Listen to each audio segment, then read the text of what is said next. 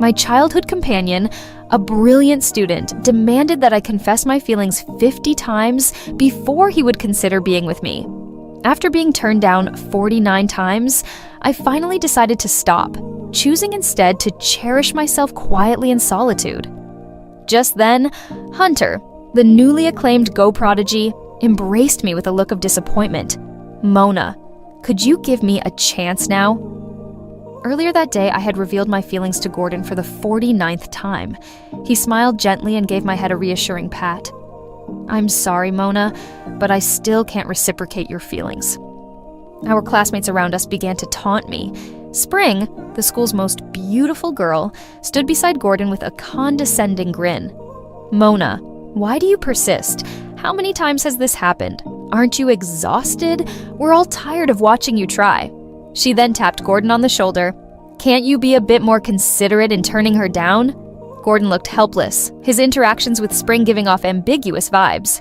He then wrapped an arm around my shoulder and said, "We're heading to lunch. Want to come along, silly?" It was his way of making me believe that with a bit more effort, I might succeed next time. After yet another rejection, I distanced myself. "No, I still have laws to study. I need to get back to my books." Gordon seemed accustomed to my academic excuses, giving me a cold shove and a dismissive snort. So dull. He left with Spring, repeating the word boring, a frequent jab from him. "Why do you always wear pants? You lack any femininity. Boring. You're in college now and still only focus on studying. Such a bookworm. Boring. Other girls can cook, but you can't. Boring."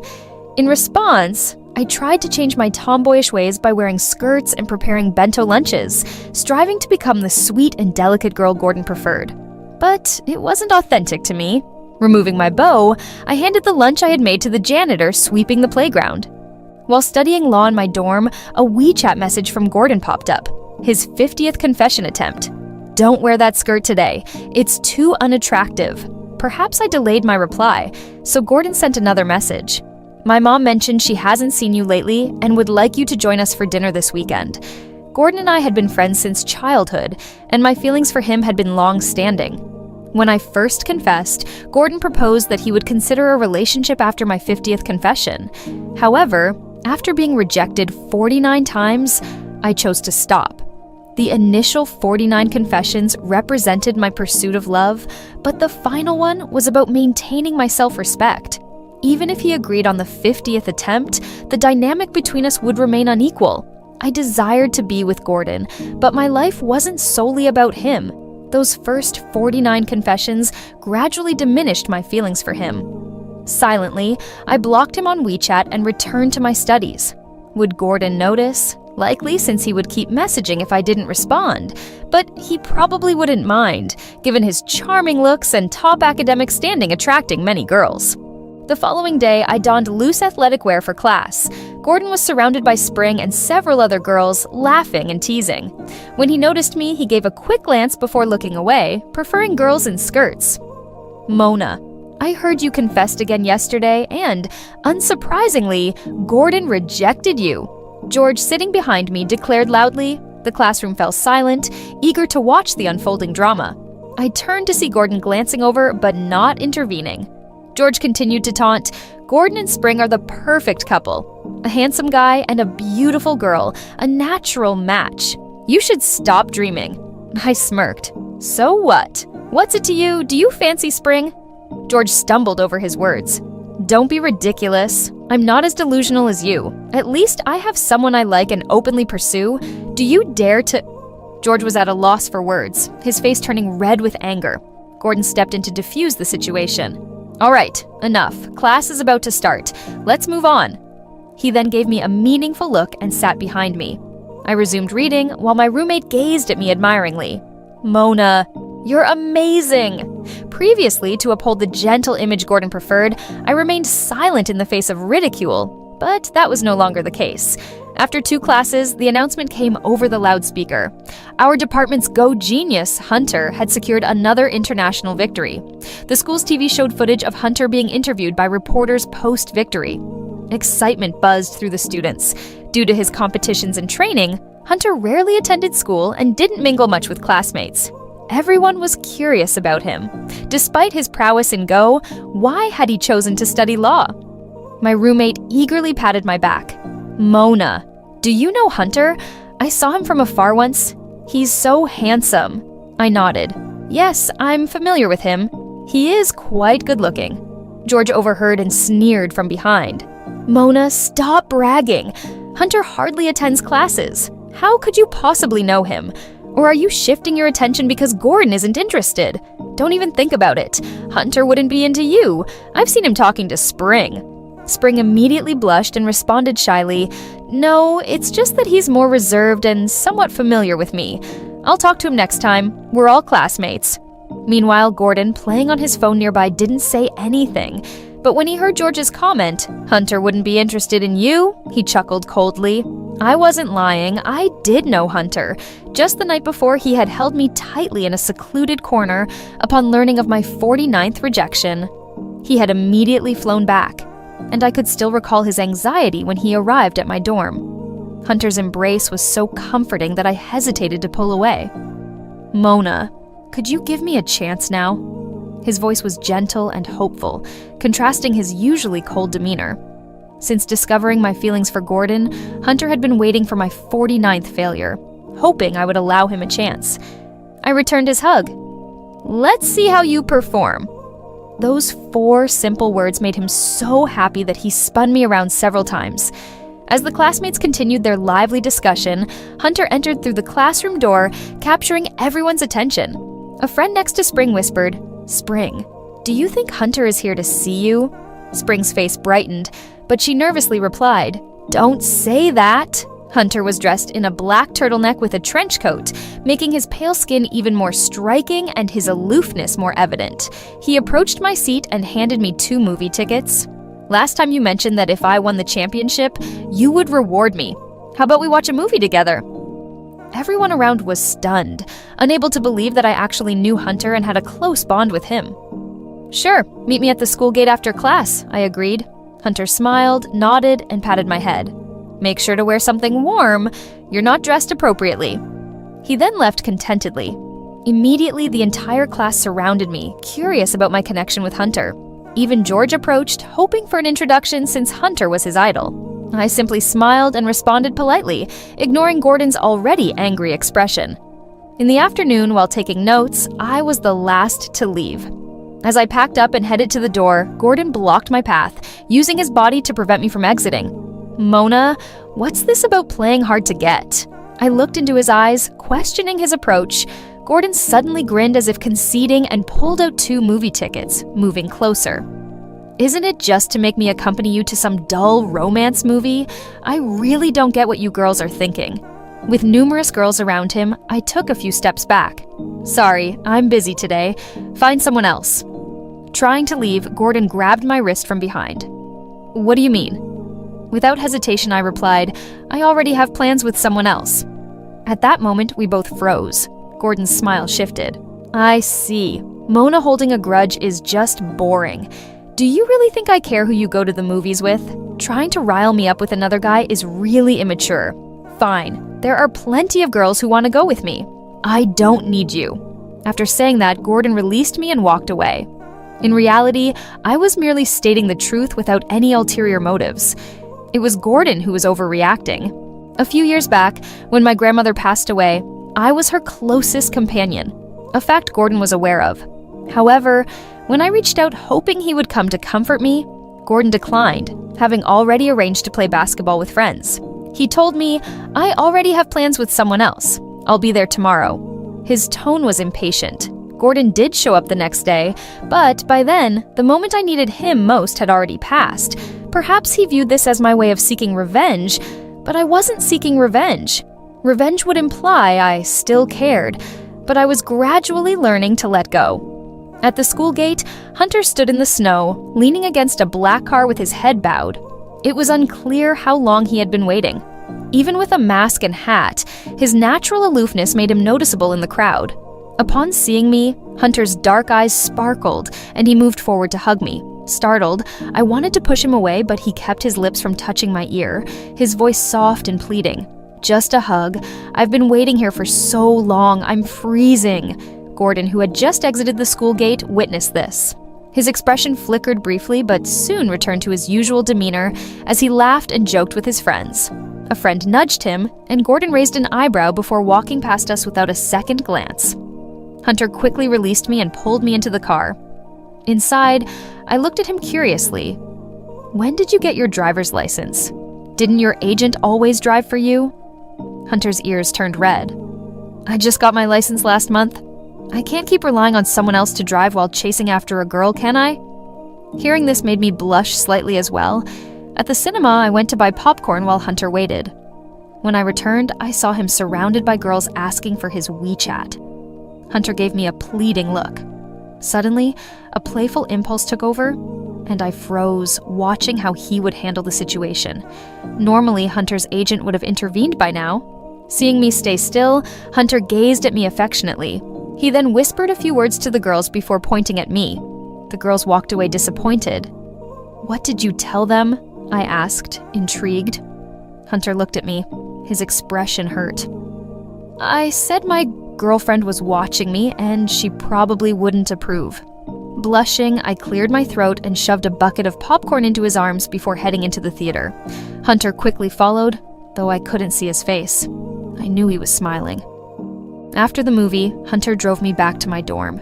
Just as I was about to leave, he suddenly removed his mask, wrapped his arms around my waist, and kissed my forehead.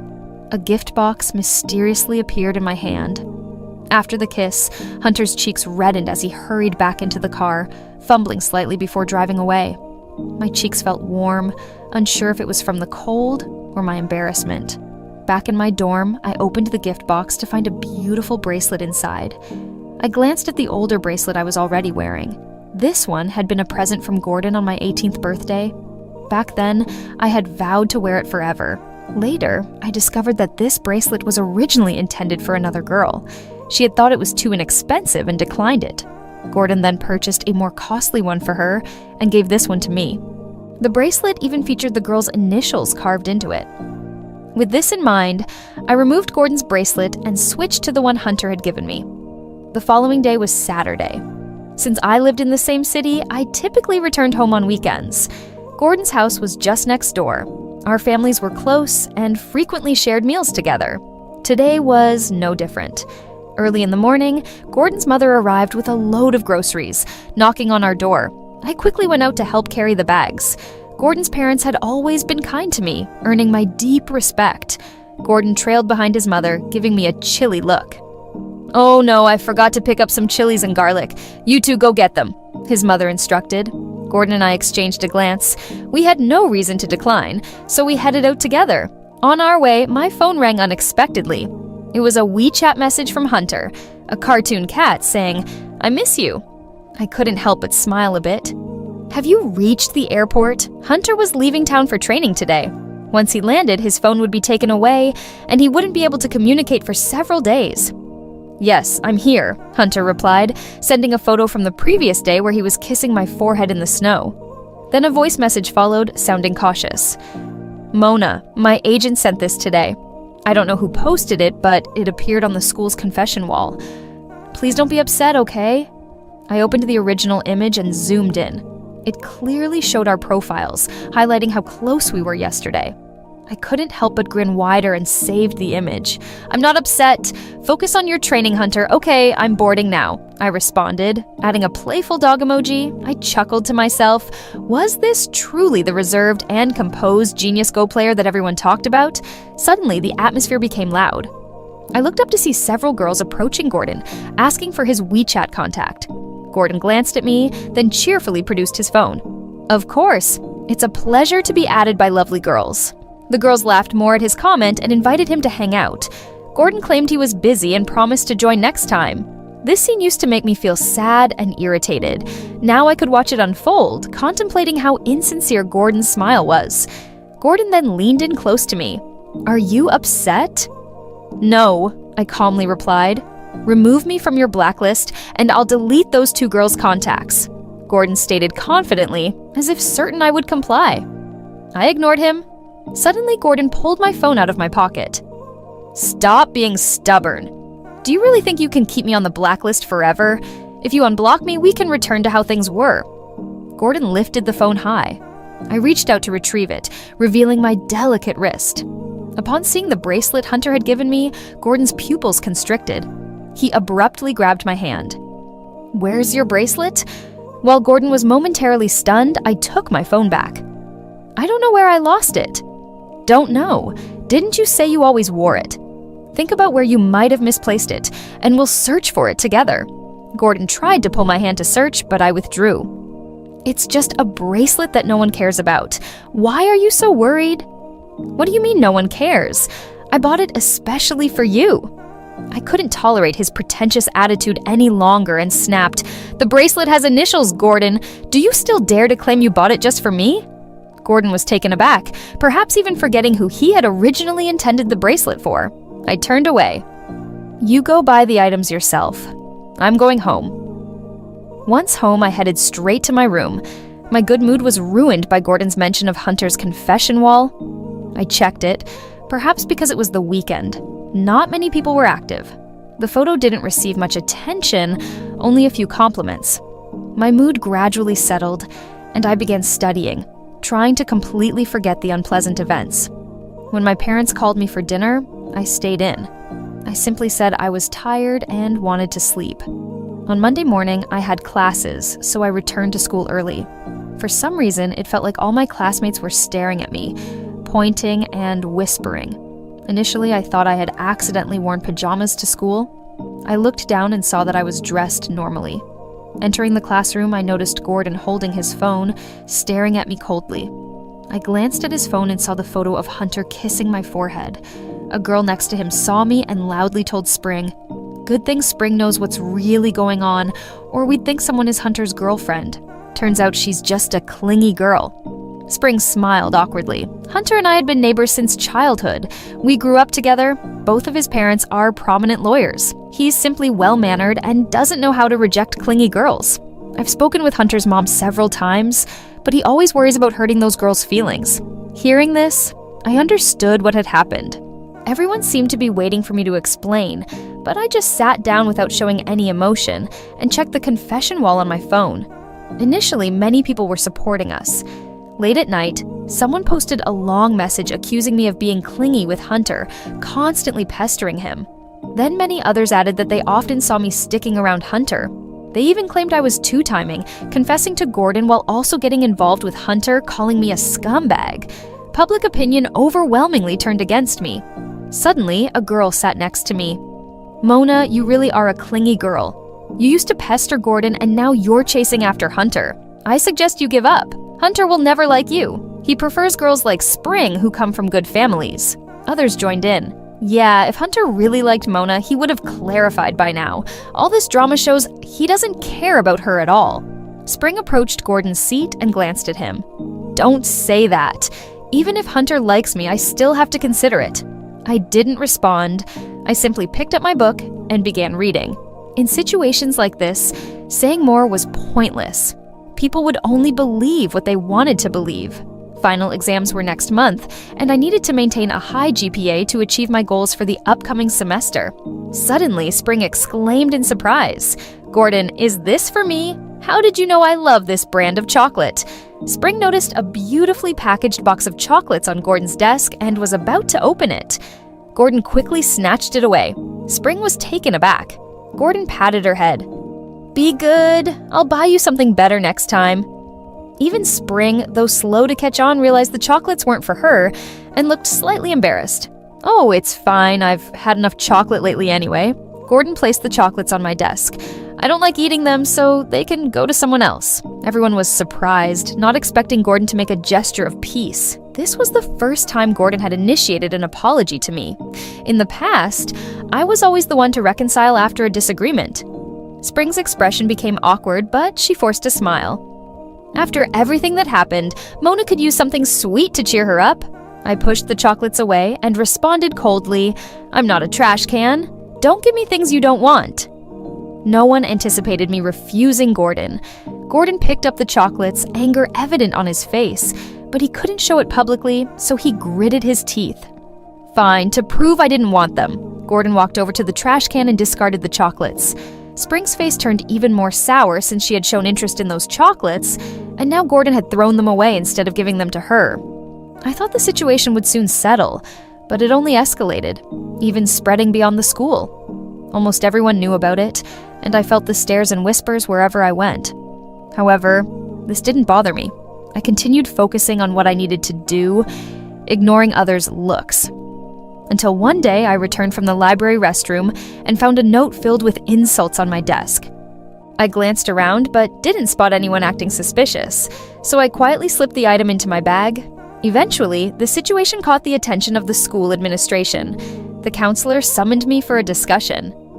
I fully trust that you had nothing to do with this, but since the entire school is buzzing about it, to protect your mental well-being and to resolve things swiftly, how about taking a week off to relax at home? I felt the counselor genuinely cared, understanding that university counselors fear students encountering problems. Nevertheless, I declined calmly and firmly. I won't go home. This issue doesn't bother me. If there's nothing else, I'll head to my PE class now. Realizing I wasn't going to change my mind, the counselor let me leave. When I headed to the gym to gather some equipment, I ran into Gordon standing quietly in a corner. Up until then, I had almost been ignoring him completely. It was becoming obvious that Gordon was getting more agitated and his temper was increasingly unstable. I planned to continue disregarding him, but he grabbed my arm. Arrange a time for the 50th confession and I'll agree. Then the rumors will naturally die down. I pulled away. No need, I'll handle it on my own. My confessions ended after the 49th one. Gordon's eyes flashed with hurt before he sneered. Mona, how long are you going to play these games? Or do you genuinely want to be with Hunter, hoping he'll come to your rescue? Stop fantasizing. If he truly cared about you, he wouldn't have been absent for so long. With his status, he's interacted with all sorts of women. How could he possibly be interested in you? I didn't reply and walked right past him. I knew Hunter had been training recently and was unaware of the developments. But even if he knew, what could he do? If he wanted to speak up, his manager likely wouldn't permit it. On Saturday morning, although I usually didn't sleep in, my roommate was shaking my bed vigorously to wake me up. Mona, stop sleeping. Check out this video. Reluctantly, I grabbed my phone and saw it was an interview with Hunter. In the video, he was showing the reporter how he uses his phone's notepad to record ghost strategies. The camera captured Hunter's phone wallpaper, a picture of him kissing my forehead. A sharp-eyed reporter immediately inquired, "Who's the girl in the wallpaper? Is she your girlfriend?" Hunter, who seldom smiled on camera, did so this time. "Not yet, but I'm working hard to pursue her. I hope she becomes my girlfriend in the future." Hearing this, I was fully alert. I saw that Hunter had messaged me that morning. "Got on the plane, wait for me," followed by a frantic running dog emoji. I quickly gathered my things and headed to the library. Along the way, people still whispered about me, but instead of the disdainful looks from before, there was now a touch of envy. I studied until evening when my phone buzzed with a WeChat message from Hunter. "Waiting for you at the library entrance," accompanied by a longing dog emoji. I packed up and went out, spotting Hunter in the corner. He looked thinner from not seeing him for a few days, indicating the training had been tough. As I approached, Hunter rested his head on my forehead. I reached out to support him. "What's wrong?" "Don't move. Let me recharge." His warm breath brushed against my neck, making me giggle. He pulled me into a tight hug, resting his head against my shoulder. "Sorry, I didn't realize you were dealing with all this at school." I didn't hold it against him. "It's okay. I already reported it to the police. When you're in trouble, call the police." I had reported it as soon as the incident occurred, but hadn't mentioned it to avoid tipping off the culprit. Hunter nodded. "Indeed, no one can bully my Mona." I couldn't help but ask, "Did your manager approve this?" Knowledge notepad? He kept all his ghost strategies in his mind. When did he start recording them on his phone? He just wanted the reporter to see his wallpaper. Hunter chuckled softly. "Of course not. He's currently negotiating with several advertisers." Although Hunter wasn't a major star, his good looks and reputation as a genius Go player drew a lot of attention, including many female fans. Numerous advertisers wanted him for commercials. Hunter's actions that day likely disappointed many of his fans. Now his manager was busy handling everything. After a brief pause, I heard myself say, Hunter, let's give it a try. When I saw Hunter outside the library earlier, I had already made up my mind. I was happy that Hunter had openly confessed his feelings. I realized I might have liked him for a long time. Being certain of my emotions, I didn't want to leave things uncertain anymore. I just wanted to be close to him. Hunter paused and looked at me in disbelief. Mona, what do you mean by that? I smiled brightly. It means, let's start dating. Hunter looked at me with bright, happy eyes. What do you mean, start? I won't start. If you agree to be with me, you'll be with me for life. I nodded firmly. Yes, for life. Who's afraid of whom? A boy stood outside the library, visibly happy, even with tears in his eyes. In the days that followed, Hunter was always by my side. Luckily, there were no competitions or training sessions during this time, so Hunter would find me right after class. Occasionally, I would see Gordon along the way. His eyes always seemed complicated when he looked at me. Each time this happened, Hunter would block my view. Don't look at him, look at me. His jealousy was so intense that he wanted to be with me every moment. Just like today, while I was still in class, Hunter messaged me, "Class over yet? Let's have dinner together," followed by a happy bouncing dog emoji. I responded with a smile, "Okay." Unexpectedly, Gordon also sent a message at that moment. "Wait for me at the classroom door. I have something for you." I assumed he might have messaged the wrong person since we hadn't been in contact for a while, so I chose not to reply. After class, as I was walking out, I saw many people running outside saying there was a fight. Feeling uneasy, I hurried out. Sure enough, it was Hunter and Gordon. Several guys were trying to separate them. Spring was beside Gordon, checking his injuries while I rushed to Hunter. "Are you okay? Why is your hand bleeding?" Hunter, who initially wanted to punch Gordon a few more times, calmed down slightly upon seeing me. I was about to take Hunter away when Gordon's voice came from behind. "Mona, are you blind? I'm clearly more injured. Why are you only caring about him?" I replied impatiently, "Isn't there someone with you? What's wrong with me caring about my boyfriend?" "Stop bothering me!" From the corner of my eye, I noticed a bracelet box that had fallen near Gordon. I guessed this might be what he intended to give me. Ignoring the hurt in his eyes, I supported Hunter and left. Past feelings meant nothing now. I called a cab, intending to take Hunter to the hospital. Hunter stubbornly refused, saying there was a first aid kit at home, so I agreed and went to his place. It was my first time at Hunter's home, which he had purchased himself. It hurts, it hurts, it hurts. While I was applying medicine, Hunter kept crying out in pain, his demeanor expressing injustice. I said firmly, "If you know it hurts, why did you fight? Don't you realize how important a-go player's hands are? How will you play if you injure them?" Hunter replied resolutely, "Even if I lose this hand, I won't let anyone badmouth you in front of me." Hearing it was for me. My heart softened. "Fool." Hunter leaned in, speaking playfully. "It still hurts?"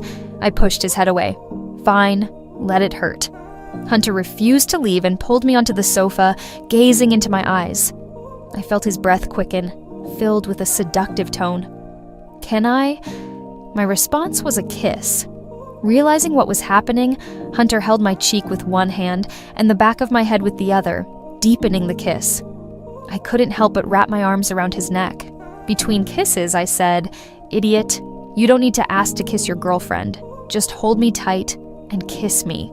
This prompted Hunter to embrace me even tighter. The following day, I noticed Spring's official announcement on her social media. She and Gordon had officially become a couple. The post celebrating their relationship received numerous likes, with many lauding them as an ideal pair. I felt indifferent about it. Finals were looming, and I couldn't afford to worry about people who didn't matter to me. To make studying easier, I asked Hunter to reduce his visits. Although he was slightly disappointed, he respected my request and didn't bother me, especially since he had his own exams to focus on. Once, I inquired why Hunter, who excelled at Go, decided to pursue law. He responded thoughtfully, "My parents have struggled with their relationship since my childhood. They never considered my opinions on anything. Both are lawyers and want me to follow in their footsteps. They told me I must at least graduate from law school, or they'd stop me from playing Go." I looked at him with concern. "Isn't that really hard for you?" "It was challenging at first, but meeting you made me realize it was the best decision my parents ever made. Hunter said, pressing his forehead against mine with a smile. University exams typically last between 2 weeks and a month. Shortly after completing some exams, Spring was apprehended by the police. She was accused of employing online trolls to smear others and encouraging the posting of derogatory messages. She had to visit the police station for further questioning. It became clear that previous rumors were also propagated by Spring's hired trolls to tarnish my reputation. Later, Gordon reached out to meet, but I declined. The situation concluded with Spring publicly apologizing to me in front of the entire school and issuing an online apology. Immediately, the confession wall was flooded with people ridiculing Spring. This time, there were no hired trolls. Everyone's reactions were sincere. Even those who had previously confessed to Spring felt embarrassed about it.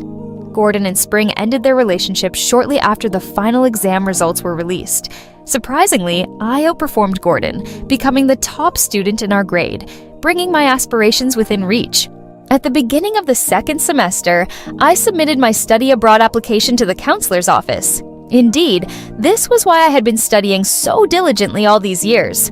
Long ago, I decided to pursue a career in international law. Securing a place at a renowned foreign university would significantly enhance my future prospects. As I exited the counselor's office, I bumped into Gordon. "You're going abroad?" It seemed he had overheard my conversation. I nodded, preparing to leave, but he grabbed my arm. "If I confess my feelings one last time, will you stay?" Gordon's voice was filled with earnest desperation, similar to how I had felt before. I shook my head. "Gordon, it's too late. I've decided to go abroad a long time ago." He released his hold, seemingly relinquishing his lingering obsession. That evening, Hunter's manager contacted me. Hunter had gotten drunk and kept calling out my name. I struggled to get him home. Normally, Hunter handled his drinking well. Even when intoxicated, he would cling to me, referring to me as his wife. "Why did you drink so much?" I asked gently. Hunter pointed to his chest. "It hurts here. My wife is going abroad, and I won't see her. It hurts." It felt as though my own heart was being pierced. Hunter's mentor was set to stay in the country for the next few years, and since Hunter hadn't graduated yet, he needed to remain and study under him. His mentor insisted that to excel at Go, one must first achieve mental tranquility. He wouldn't allow Hunter to participate in competitions, urging him to stabilize his temperament first. This meant our relationship would become long distance for several years. "So, do you want me to stay?" Deep down, I had considered whether I would stay if Hunter asked me to. The answer was no. Law was my passion. And while Hunter pursued his dreams, I needed to chase mine as well. Hunter shook his head sleepily. "These are my problems to solve. I want to help her achieve her dreams and not become a burden." Before I could respond, Hunter kissed me. "Why are you kissing me out of the blue?" "My wife said that to kiss your wife, you don't need permission." As I drifted into a daze, I marveled at how clearly he remembered things even while drunk. The next morning, Hunter was gone. Even as I boarded the plane to study abroad, he didn't come to say goodbye. Within a month of arriving overseas today, just as I was leaving the supermarket, it began to snow. I recalled last year's snowfall when Hunter kissed my forehead. Suddenly, I felt a deep longing for him and wondered what he was doing. Lost in thought I saw Hunter across the street. Believing it to be a mirage, I was startled when the real Hunter sprinted toward me. Only when he held me tightly did I realize it wasn't a hallucination. Hunter had truly come to find me. I could hardly believe it.